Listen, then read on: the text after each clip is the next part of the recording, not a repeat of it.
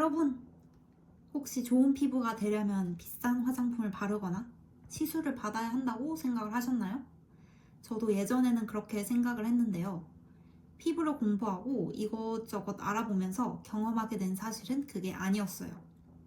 제가 알아봤을 때 피부가 망가지는 원인은 결국 세 가지였는데요.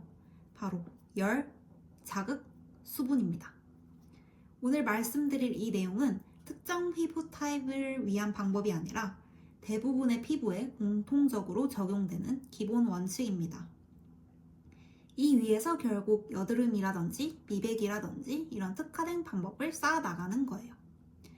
오늘 영상에서 이 세 가지만 이해하셔도 앞으로 피부 늙는 속도를 훨씬 늦출 수가 있을 겁니다. 그럼 바로 시작해 볼게요. 일단 첫 번째는 피부 열입니다. 많은 분들이 피부에 열 나는 걸 단순히 얼굴이 빨개지는 정도로만 생각을 하시더라고요. 그런데 아닙니다. 피부의 온도가 올라가면 이 열이 피지선에도 영향을 줄 수 있고 이미 여드름이 있는 피부에서는 염증 반응이 더 심하게 날 수 있어요. 실제 피부과에서도 여드름 치료에서 가장 중요하게 생각하는 것 중 하나가 바로 염증을 줄이는 건데 높은 피부 온도가 이런 염증을 악화시키는 요인이 될 수 있기 때문이에요. 결국 피부에 열이 올라오면 피지 분비가 늘어나고 여드름이 생기고 염증이 반복되고 결국 모공까지 늘어나게 될 확률이 높습니다. 그래서 피부 관리를 할 때 하셔야 할 점, 바로 피부 열을 내리는 것입니다. 그럼 여기서 질문이 하나 생길 수가 있는데 그럼 운동을 하면 피부 열이 오르지 않냐? 운동을 하면 안 되는 거냐? 그건 아닙니다. 운동을 해서 피부에 열이 오를 수 있어요. 하지만 아시다시피 운동은 몸의 혈액순환과 전반적인 건강에 도움이 되잖아요. 그래서 운동 후 열을 오랫동안 방치를 하지 말라는 말입니다. 운동 후에 너무 뜨거운 물로 샤워를 오래 하지 마시고 찬물 샤워를 한다거나 하시고 샤워 후에도 마스크팩이나 목을 시원하게 해준다거나 해서 피부 온도를 낮춰주면 됩니다. 두 번째, 피부 자극입니다. 이 피부 자극은 매일 조금씩 쌓여요. 얼굴을 손으로 만진다거나 여드름을 손으로 짠다거나 수건으로 얼굴을 빡빡 닦는다거나 과한 각질 제거랑 클렌징도 있을 수 있겠네요. 이런 물리적인 혹은 화학적 자극들이 반복이 되면 피부 장벽이 약해질 수 있어요. 세균이나 마찰 등의 자극이 예민한 피부에서는 염증 반응을 쉽게 유발할 수 있고 피부 장벽을 손상시킬 수 있어요. 또 장벽이 약해지면 자극이 더 예민하게 받아들일 수도 있고 세균도 번식이 더 잘 될 수 있기 때문에 피부 장벽이 또다시 무너지는 그런 악순환이 생길 수 있습니다. 매일 스크럽 해도 괜찮으신 분들이 계실 수는 있겠죠.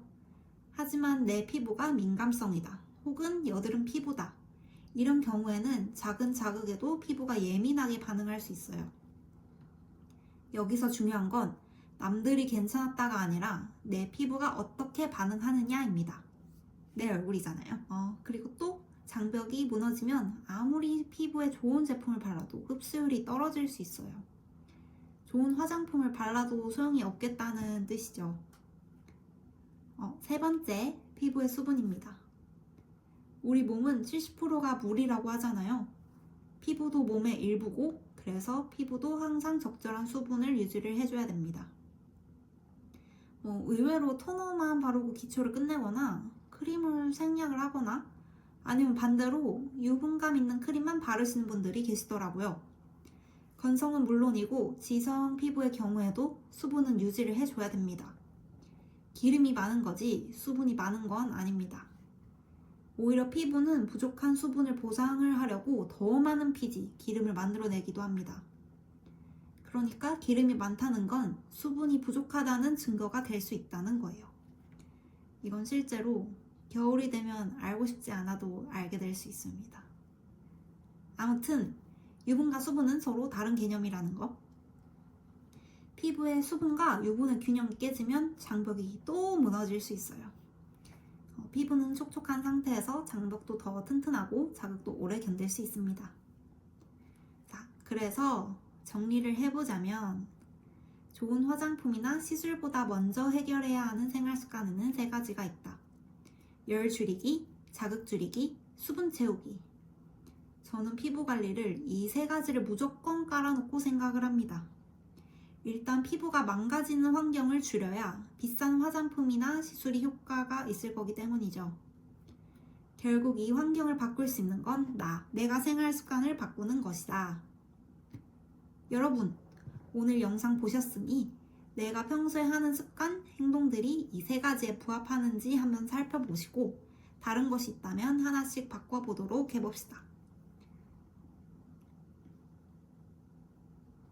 자, 그럼 오늘 영상이 도움이 되셨다면 좋아요와 구독 부탁드리고 저는 다음에 인사드리도록 하겠습니다.